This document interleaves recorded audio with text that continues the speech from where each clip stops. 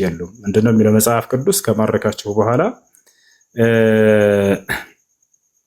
ሴቶቹ ድንግል ከሆኑ ራሳቸው ተጠቀሙባቸው ብሏል። እንዲሁም ደግሞ ወንዶች ከሆኑ ደግሞ ግደሏቸው ማለት ነው። ድንግል ያልሆኑ ከሆኑ ግደሏቸው ብሏል። ወንዶችም ይገደላሉ። ያ ነው እና ስለዚህ አሁን አንተ ብትማርክ ሴቶችን ያን ህግ ትጠቀምበታለህ? ሴቶችን እንደፈለግ ትጠቀማለህ? ኖ በጭራሽ። ግን ደግሞ አሁን ከስምንቱ መስፈርቶች ማለት ነው ለምን ህጉን አትሰራበትም? አላረጉም። ለምን? ህጉ ስህተት ነው። በዚህ ዘመን የሚጠቅም አይደለማ። እንዴት? መጽሐፍ ቅዱስ ላይ አለ እኮ። አንተም ጋር ቁርአን ላይ አለ እኮ። ለምሳሌ አሁን ማ ያንን ነፃ የሚወጡበት መንገድ አለ። አይ ወይ ውሱ ከፍለው ሰር ስትባል ምንድን ምን ማለት ነው? አሁን ከፍለው ሰር ሚስትህን አግቻታለሁ ከፍለው ሰር ስትባል ምን አይነት ስሜት ይሰማሃል? ጦር ሜዳ ላይ ልትዋጋ የመጣች ከሆነ እኔም ላውራ ልትዋጋ ያልመጣችን እኮ ጠየቅኝ አይደለ? መልስልኝ። ጦር ሜዳ ላይ የተማረከች ከሆነች አዎ ያ ነገር ቅጣት ይገባታል። ምክንያቱም ልትዋጋ ሰይፍን ይዛ መጣለች እና ግደላት ምናምን አይደለም። ግን ቅጣቱ እንዳንተ ለመጽሐፉ ላይ እንዳለው ማለት ነው። ሴቶች ይዋጋሉ በስለምና ሴቶች የሚዋጉ ከሆነ ጠይቀራ የሚዋጉ ከሆነ ከሃዲያን ልትዋጋ ከመጣች ሊዋጉ ይመጡ ነበር። የዛኔ ልትዋጋ ከመጣች የዛኔ ከተማረከች ያ ገንዘብ የሚባለው ለዚያ ልትዋጋ ባለችበት ቅጣቱ ነው።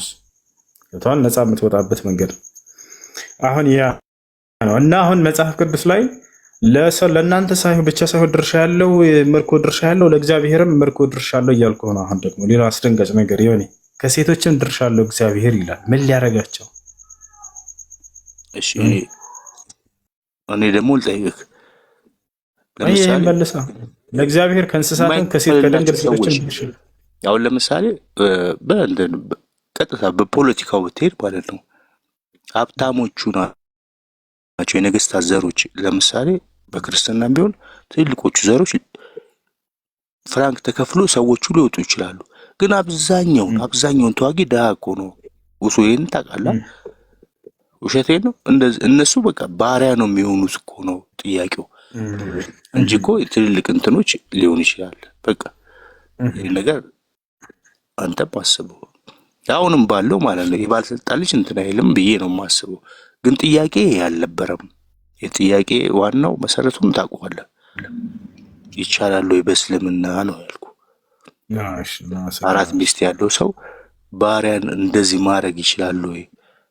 ወደ ሴክስ መሄድ ይችላል ወይ? ይሄ ልክ ነው ልክ አይደለም ነው? ይፈቀዳል?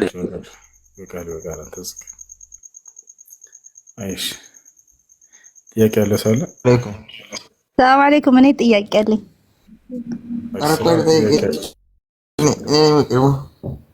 አዎ አንተ ነው የምትቀድመው። እሺ ቅደም። ጥያቄ ምንድን ነው? እሱ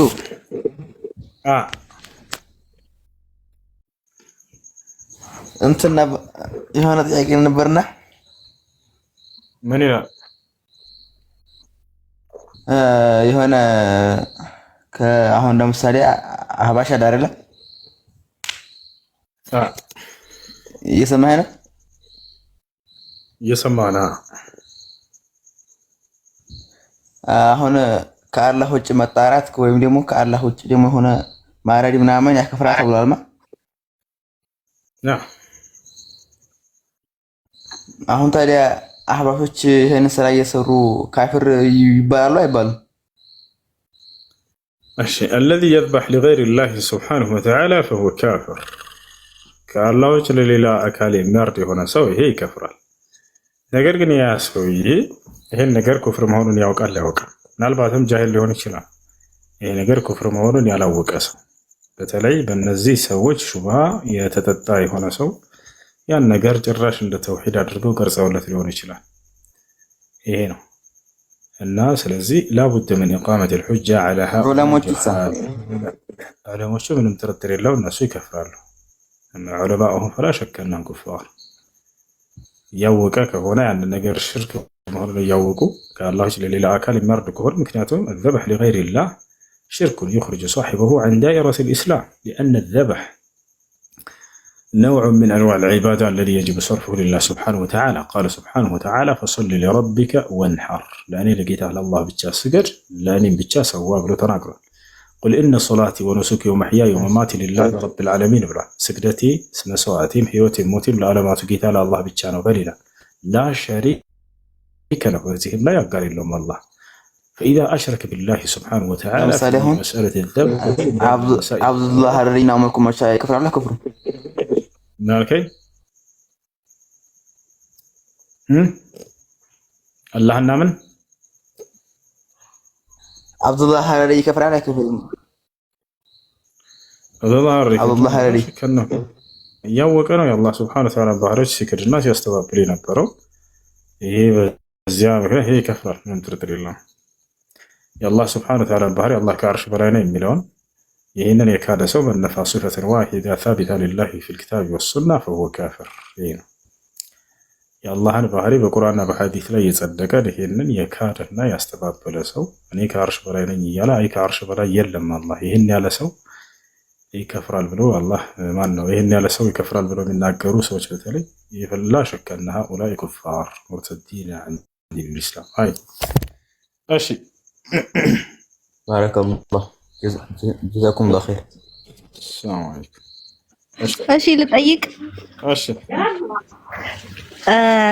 ሁለት ጥያቄ ነው ያለኝ። አንደኛው በምንም ያኔ ሴት ልጅ ሂጃብ መልበስ አለባት፣ ግን በምንም አይነት ምክንያት በስራም ይሁን በሌላ ምክንያት ሂጃብ ሳትለብስ ወዱ አድርጋ መጀመሪያ ሂጃብ ሳትለብስ ከዛ ወንድ ቢያያት ማህረም ያልሆነ ወንድ ቢያያት ወዱዋ ባጢል ይሆናል ወይ? አንደኛው ጥያቄ። አይሆንም። እሺ ምንም ሐዲስም ቁርአንም የለም። ምክንያቱም ናቅድ ውዱእ ይታወቃሉ። ወዱን የሚያበላሹ ነገራቶች ከዚያ ጋር ይሄ የሚገናኝ ነገር አይደለም። እሺ ያ የሚገናኝ ነገር አይደለም። አጅነቢ ወንድ ስላያት ውዱእ ይበላሻል የሚል የለም። ወዱን የሚያበላሹ ነገራቶች ኩሉ ማ ይخرج من السبيلين ማንኛውም ከሁለቱ መጸዳጃ ቦታዎች የሚወጡ ነገራቶች እነሱ ውዱን ያበላሻሉ። سواء كان الحدث الأكبر ولا الأصغر ትልቁ ነጃሳ የሚሆን ትንሹ እነሱ ያበላሻሉ።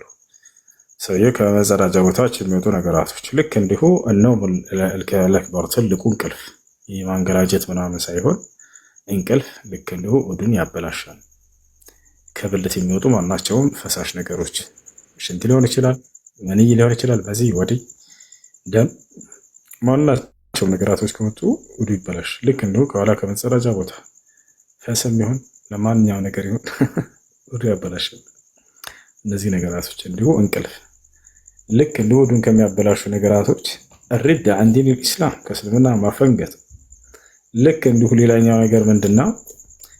أكل لحم الإبل የግመል ስጋ መብላት هذا ينقض الوضوء عند الحنابلة وأما عند المذاهب الثلاثة لا ከሐናቢላዎች ዘንድ ውዱ ያበላሻል የግመል ስጋ መብላት። ነቢያችን ሰለላሁ ዐለይሂ ወሰለም ተወضኡ ሚን ለሕሚ ኢብል ስላሉ የግመል ስጋ ከበላችሁ ውዱ አድርጉ ስላሉ ከሶስቱ የመዝሀብ ባለቤቶች ከሐናቢላዎች ውጭ ያሉት ሐነፊዮች እና ማሊኪዮች ሻፊዒዮች ዘንድ ሙስተሐብ ነው ውዱ ማድረግ የሚል እንጂ አቋም ያላቸው ግዴታ አይደለም ነው። እንደ ሐናቢላዎች ደግሞ ግዴታ ነው የሚል ነው። بما أنني على مذهب الحنبلي فأنا أرى وجوبه ግዴታ መሆኑን አያለሁ። ምክንያቱም የሐንበሊ መዝሀብ ተከታይ ነው። ሼክ አብዱልዓዚዝ ብን ባዝ እንደሱ ብለዋል። ኢብኑ ዑሰይሚን፣ ሷሊህ አልፈውዛን ሐናቢላዎች ናቸው። ይህን አቋማቸው ለማንኛውም እሱ ውዱን ከሚያበላሹ ነገራቶች ነው። ውዱን ያጠፋል። ይህ ነው። እሺ ሁለተኛ ጥያቄ ደግሞ ደም መብላት አይቻልም፣ ስጋ መብላት ይቻላል። ከዛ ጥሬ ስጋ መብላት ይቻላል አይቻልም? አንደኛ ያኒ ሌላው ሎጂክ በዚህ ላይ ይሁን የሚያከራክር ነገር ደግሞ ጥሬ ስጋ ላይ ደም አለ፣ ለዚህ ነው ማንበላው ጥሬ ስጋ የሚሉ ሰዎች ሲጀመር ሐላል ነው ሐራም ነው ጥሬ ስጋ መብላት? ጥሬ ስጋ መብላት መስፈርት አለው። አንደኛ ከደሙ የነጻ መሆን አለበት። ከደሙ እስከ ነጻ ድረስ መብላት ትችላላችሁ። ደሙን በደንብ ጠቡትና ከታጠበ በኋላ ከጸዳ በኋላ ቢበላ ችግር የለውም። በጤናችሁ ላይ ችግር የማይፈጥር ከሆነ ይሄ ነገር በነገራችን ላይ እኛ ሀገር እንደሆነ በአብዛኛው የሚታወቀው ታውቃላችሁ። ዱባይ ገና እንደሄድኩኝ የዛሬ ስንት ዓመት ጥሬ ስጋ ስበላ አይተው በጣም ደንግጠዋል። የአረብ ልጆች ናቸው እና ብዙ አልተለመደም። እኛ ጋር እንደፈለግን እንበላለን። በአጠቃላይ ከደሙ እስከ ነፃ ድረስ መብላት ትችላላችሁ፣ ችግር የለም። ያኔ አሁን ለምሳሌ ስጋ ከስጋ ቤት ስንገዛ ይወጣል፣ የሆነ ብቻ ውሃ ነገር ይወጣል አይደል? የሆነ ደም የሚመስል ነገር እንዴት አድርገን ነው የምናነጻው? ያኔ ኩክ ማድረግ እሱን ከደም ያነጻዋል ስጋውን። ችግር የለም። አሁን ጥያቄው ጥሬ ስጋን ስለመብላት እንጂ ከተቀቀለ በኋላ ችግር የለውም። የዛኔ ደግሞ ስለሚጣፍ። እሺ ጀዛከላህ ኸይር። መርሐባ ወያኩ ከነበረኝ ሰላም አለይኩም።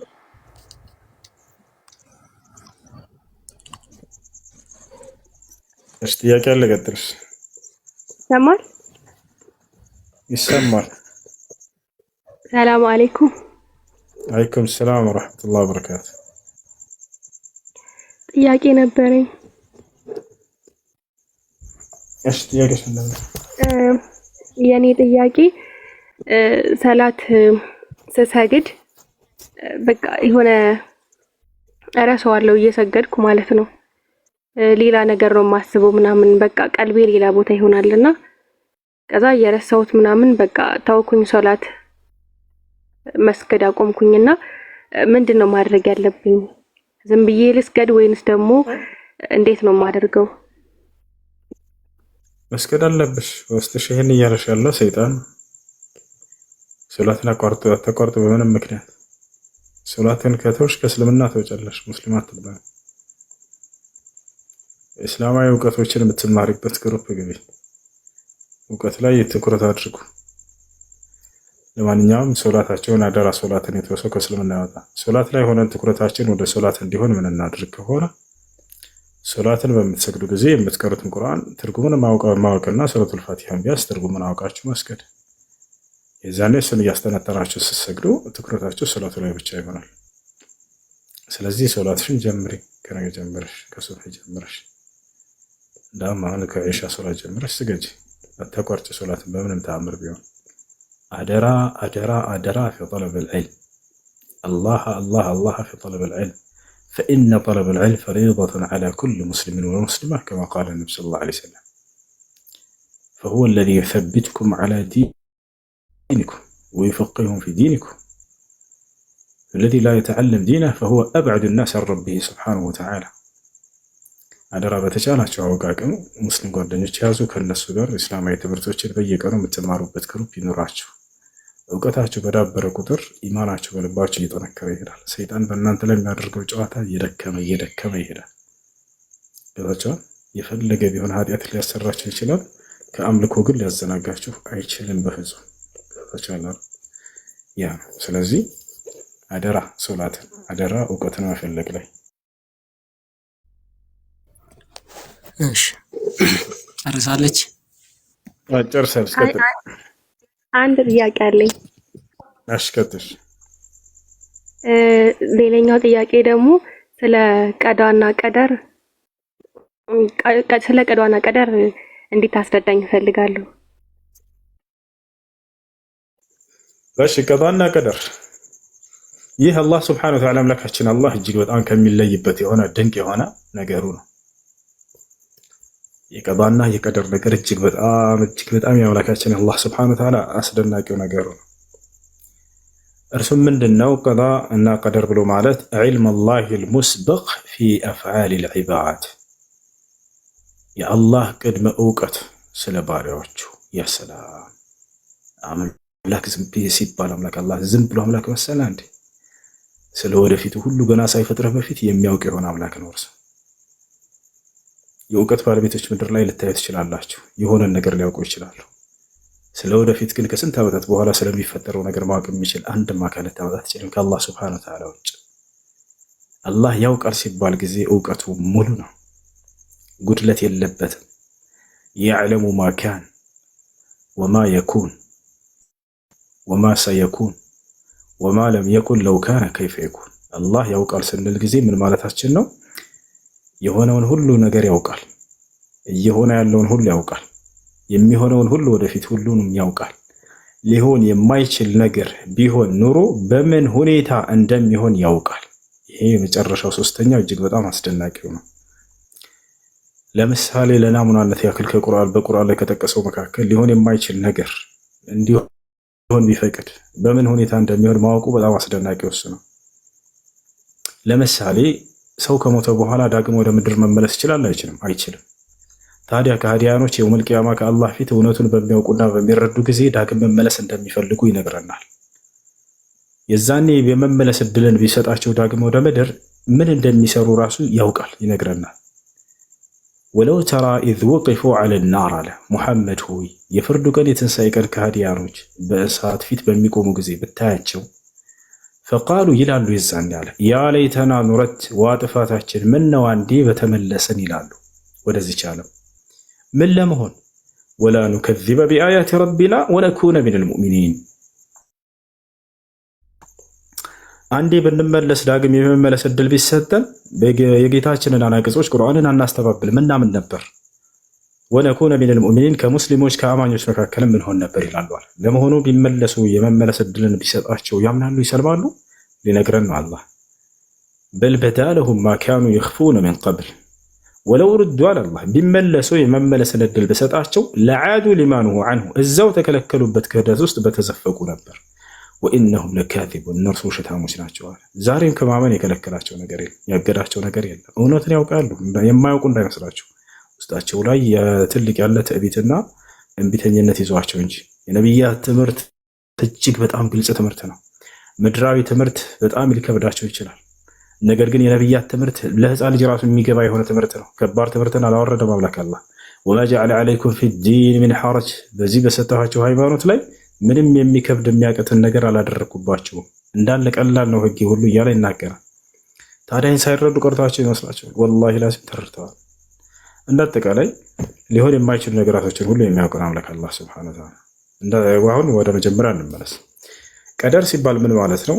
ዒልም ላህ ልሙስበቅ ፊ አፍዓል ልዒባድ አላህ በባሮች ላይ ያለው ቅድመ እውቀት ማለት ነው።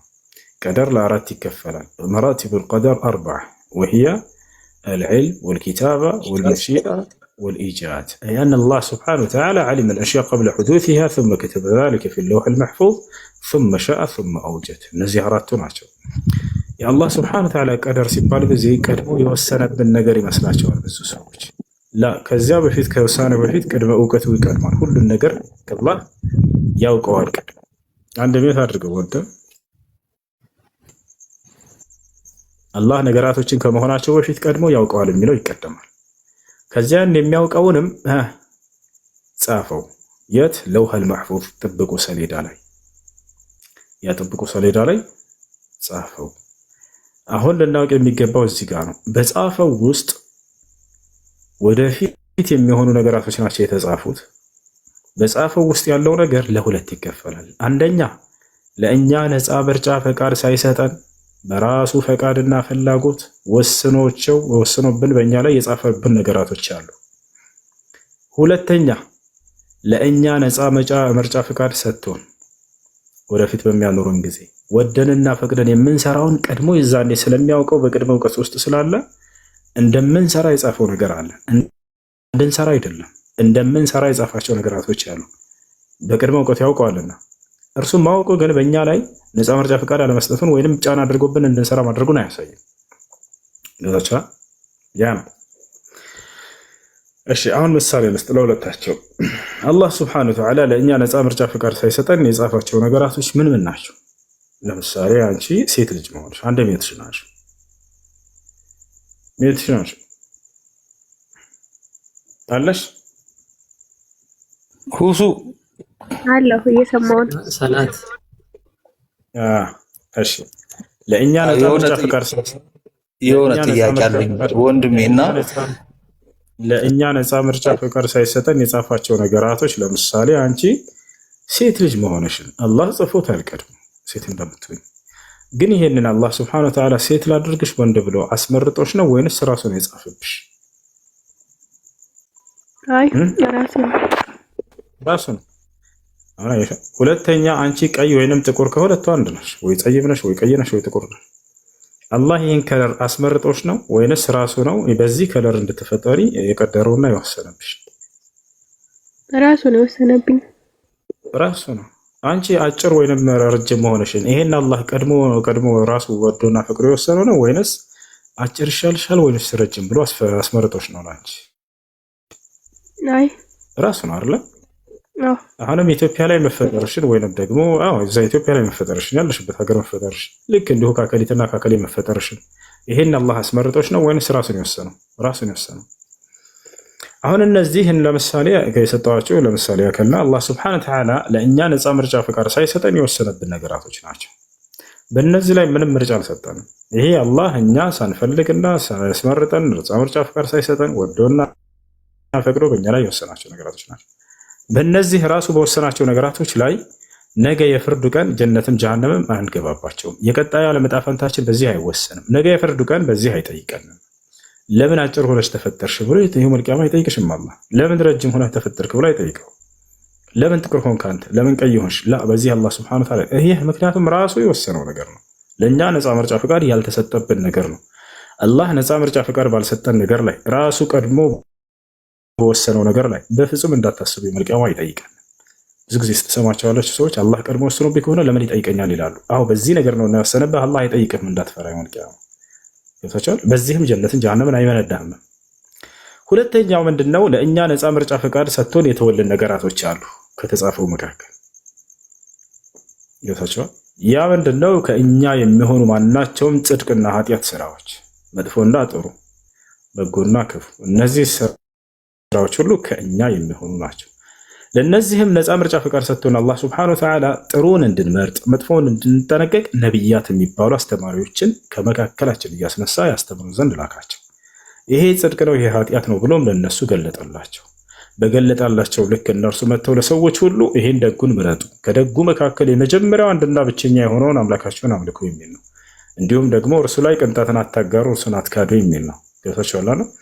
ይሄንን ለእርሱ ስገዱ፣ ለእርሱ ጽሙ፣ ድሃን እርዱ፣ የተቸገረን አግዙ፣ ዝምድናን ቀጥሉ፣ ምጽዋት አድርጉ፣ ሐጅ አድርጉ፣ ዑምራ አድርጉ እንዲህ አይነት ጽድቆችን አስተማሩ። በዚህኛው በኩል ደግሞ ክፉን ነገር ደግሞ እንድንጠነቀቀው ዘንድ ያንንም አስጠነቀቁን። ይሄ ደግሞ አምላክን አትካዱ፣ ሰውን አትግደሉ፣ የሰዎችን ገንዘብ አላግባብ አትብሉ፣ አትጠጡ፣ አትዘሙቱ እያሉ ክፉን ነገር አስጠነቀቁ። ይህንን እንድንመርጥ ደግሞ አላህ Subhanahu Wa Ta'ala ክፉን እንድንጠነቀቅና መጥፎን መልካሙን እንድንመርጥ ነብያትን ብቻ ልኮ ዝም አላለም። መለኮታዊ መጽሐፎችንም አስቀምጠልን። በዚያ ላይ ክፉና ደጉ እንድናይ ያደረገን። አሁን ያንን መርጠን የምንሰራው እኛ በምድር ላይ ይህ ከእኛ የሚሆኑ ናቸው። ለነዚህ ነፃ ምርጫ ፍቃድ እንድንመርጥም ያው ሰጥቶናል። ዛሬ ስንሰግድ ጊዜ በቁርአን ላይ አይቼ ስለሆነ ነው እየሰገድኩኝ ያለሁት መርጬ አላህ Subhanahu Wa Ta'ala ለእኔ ስገድ ብሎ ስላዘዘኝ ብሰግድ ወዴት እንደሚወስደኝ ቁርአኑ ላይም ስለገለጸልኝ ወደ ገነት ትሄዳለህ ይህን ጽድቅ ከመረጥክ ብሎ እርሱን ደግሞ አላህ Subhanahu Wa Ta'ala አትስረቃል ከዚያ አጠነቅቃለሁ። ያንን የምጠነቀቅበት ምክንያት በራሴ ነፃ ምርጫ ፍቃድ ተጠቅሜ መስረቁ ነገ የፍርድ ቀን ከአምላክ ፊት ጀሃነም እንደሚያስገባኝ ስላየሁኝና ስለተረዳሁኝ መርጬ ነው። ስለዚህ አላህ Subhanahu Wa Ta'ala በዚህ ነገር ላይ ነው ነፃ ምርጫ ፍቃድ የሰጠን። ነገ የፍርድ ቀን ጀነትና ጀሃነም የምንገቡት በእነዚህ በእናንተ በሆኑ ስራዎች ናቸው እንጂ እርሱ በእናንተ ላይ በሰራባቸውና ባደረገባቸው ነገር ላይ ቅድም መጀመሪያ በነገርኳችሁ በዛ ተጠይቁ። ከእናንተ በሆነ ስራ ነው ነፃ ምርጫ ተሰጥቷቸው በሰራቸው ስራ ነው የምትጠየቁትና የሚፈረድባቸው ወይንም የሚፈረድላቸው። ማስረጃ አላህ በቁርአን ላይ ሲናገር ፈذوقوا العذاب بما كنتم تكسبون አለ። በሁና በሰበብያ አይ بسبب ما كنتم تكسبون لما كنتم في الدنيا ስትሰሩ በነበራቸው ስራ ምክንያት የገሃነም እሳት ገብታችሁ ቅመሱ ይባላሉ አለ። የስራቸው ውጤት ነው ጀሃነም እንጂ በእነርሱ ላይ በሆነ ነገር አላህ በወሰነው ነገር አይጠይቃቸውም። የጀነት ሰዎችንም ሲናገር وتلك الجنة التي أورثتموها بما كنتم تعملون አለ። በሁና በሰበብያ አይ بسبب ما كنتم تعملون لما كنتم في الدنيا ገነትን ግቡና ጸጋዋን ውረሱ ይባላሉ ስትሰሩ በነበራቸው ስራ ምክንያት እያለ አላህ Subhanahu Wa Ta'ala ይናገራል። ስለዚህ ይሄን ያስረዳል። ስለዚህ በቀደር ተቀድሯል ሲባል ጊዜ አላህ ቅድመ እውቀት ማለት ነው። በቅድመ እውቀቱ ላይ ያለው ለውሐል ማህፉዝ ላይ ከተጻፈው ለሁለት ይከፈላል። እንጂ ነፃ ምርጫ ፍቃድ ሳይሰጠን የወሰናቸው ነገራቶች አሉ። ቅድም ምሳሌ እንደሰጠኋቸው። ሁለተኛው ለኛ ነፃ ምርጫ ፍቃድ ተሰጥቶ የተተወልን ነገር አለ። በዚያ ላይ የአላህ Subhanahu Wa Ta'ala ድርሻ ቅድመ እውቀት ብቻና ያንን የምንሰራውን ጻፈው እንጂ እንደሰራው ጽፎብን አይደለም። በተሻለ ስለዚህ የቀጣይ ዓለም ዕጣ ፈንታችን የሚወሰነው ምድር ላይ ከፈጠረን በኋላ በሰራነው ስራ ነው። ያንንም ክፉን እንድንጠነቀቅ መልካሙን እንድንመርጥ አላህ ነብያትና መጽሐፍ ልኮልን ከዚያ መርጠን የፈለግነውን ዛሬ እየሄድን ነው ሁላችንም። ሰው ከፈለገ ያን አንብቦ የሚክድም አለ፣ ከእነርሱ የሚያምንም አለ። አላህም በቁርአን ላይ ምርጫ እንደሰጠን ሲናገር ፈመን ሻአ ፈልዩእሚን ወመን ሻአ ፈልየክፍር አለ። ወቁሊል ሐቁ ሚን ረቢኩም፣ ይህ እውነት ከጌታቸው ዘንድ ነው በላቸው ሙሐመድ ለሰዎች። ፈመን ሻአ ፈልዩእሚን ወመን ሻአ ፈልየክፍር፣ የፈለገ ይመን የፈለገ ይካድ አለ። ነገር ግን እንደዚያ ብሎ ነፃ ምርጫ ፍቃድ ሲሰጥ ጊዜ አላህ ላመኑት ሰዎች ገነትን ልሰጣቸው፣ የካዱትን ገሃነም ላወርዳቸው ብሎ እዚያው ላይ ተናገረ። ኢና አዕተድና ሊዛሊሚነ ናረን አለ። እኔ ለእነዚያ ነፍሳቸውን በኃጢአትና በክህደት ለበደሉት እሳትን አዘጋጅቼላቸዋለሁ አለ። ስለ ጀነት ሰዎች እዛው ላይ ሲናገር ለዚነ አመኑ ወዐሚሉ ሷሊሓቲ ለሁም ጀናቱ ነዒም፣ ለእነዚያ አምነው መልካምን ለሰሩት ደግሞ ለእነርሱ የገነት ጸጋ አለችላቸው ብሎ አስመረጠ። ምርጫው እናንተ ነው። ዛሬ መርጣችሁ እየኖራችሁ ያላችሁት እራሳችሁ ናቸው። አይ